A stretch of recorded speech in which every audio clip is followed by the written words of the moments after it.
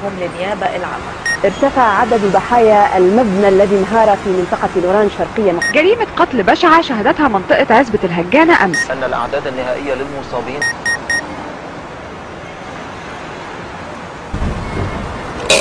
ده ايه الكآبة دي؟ كل الأخبار كئيبة كده؟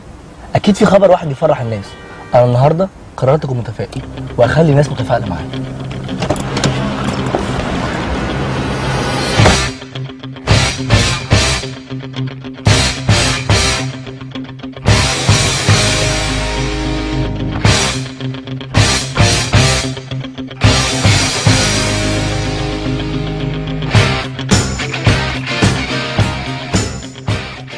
بكل الظروف اللي احنا فيها دي ولسه البورصه عماله تكسب.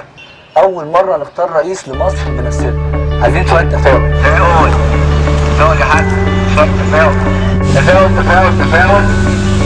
تفاؤل. عايزين شويه تفاؤل يا جماعه. مين هنا متفائل؟ تفاؤل يا حاج. تفاؤل يا استاذ. تفاؤل يا ريت. تفاؤل. نفرين تفاؤل. اضحك يا عم، شويه تفاؤل. اضحك. ايوه شويه تفاؤل. تفاؤل يا حاج.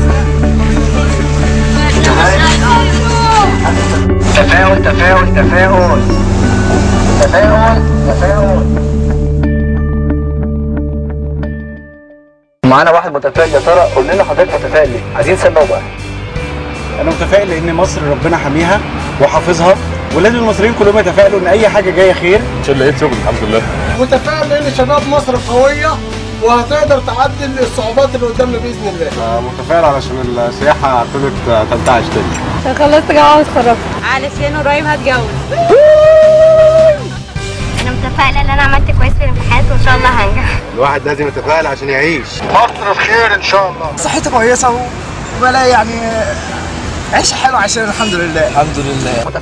متفائل. طب قول لنا تعالى متفائل ليه؟ قول لنا. ليه؟ الجو جميل؟ طب قول لنا متفائل. انا متفائل طبعا. انا متفائل جدا.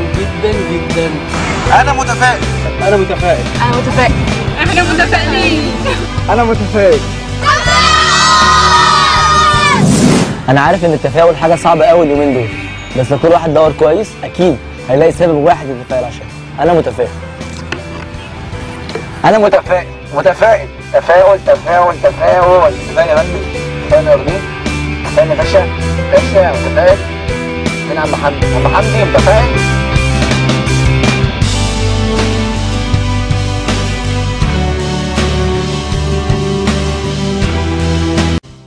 تفاؤل. بس انت متفائل ولا لا؟ أنا متفائل. متفائل على ايه؟ متفائل عشان مش عارف والله. والله ما أعرف.